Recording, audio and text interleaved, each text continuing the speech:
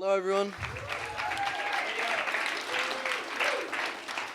My name is Intemann, and I will be going over my experience working as an astrophysics intern with LASP at CU Boulder.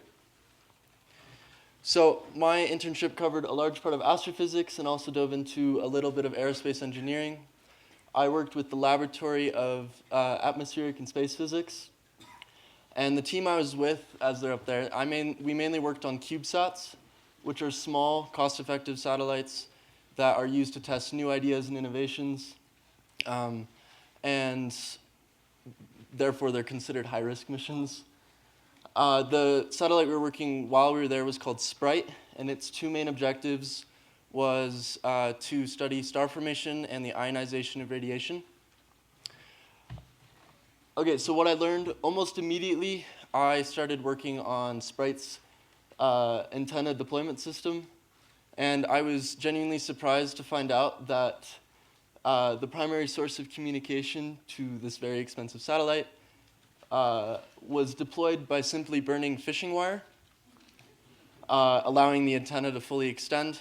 But I found out that in this field, it is the more simple the system, the less likely it is to fail, and therefore that's often the route we take.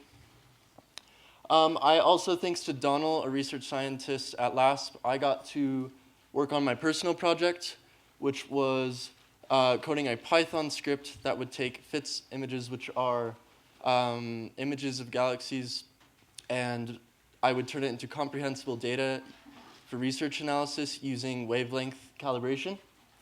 That was very challenging as I'm not too familiar with Python, but thanks to Donald, he really helped me out with that.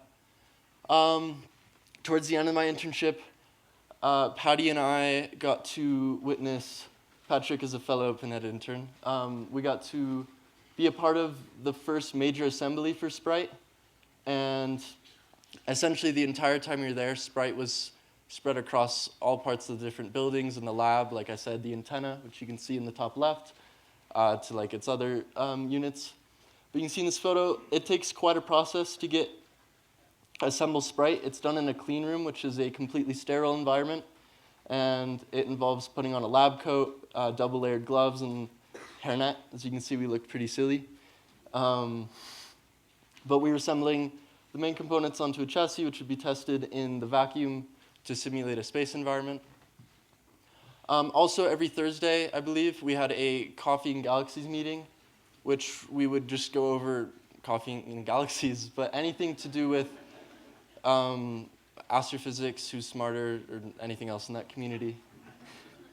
But it was a great opportunity to meet with, or to connect with the team on a deeper level, and to learn about astrophysics not specific to Sprite, so just at a more general level, which I loved. Also, just back to what I did for the Python coding. As I said, I was fairly new, so oftentimes the graphs and outputs I made didn't go as too well, and an example of this is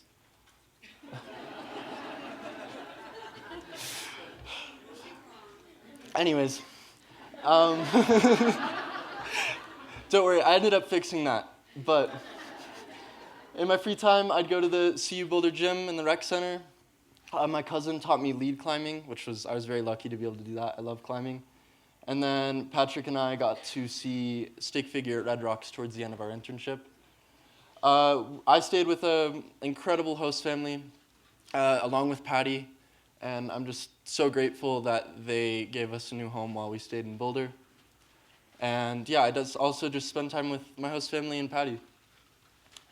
So my future advice for interns, my host mom would say this almost every time we got back from the lab, and I couldn't hear the end of it. But what you get from your internship is what you put into it. She could not emphasize that enough. So find every opportunity to help and ask questions. It goes by fast. And most importantly for me, make connections, because although I'm not hands-on in person working with LASP, I will be running their social media, which will help me stay connected and up to date as to what's going on with Sprite, along with future missions. And I wanted to thank all of these incredible people for giving me this amazing experience.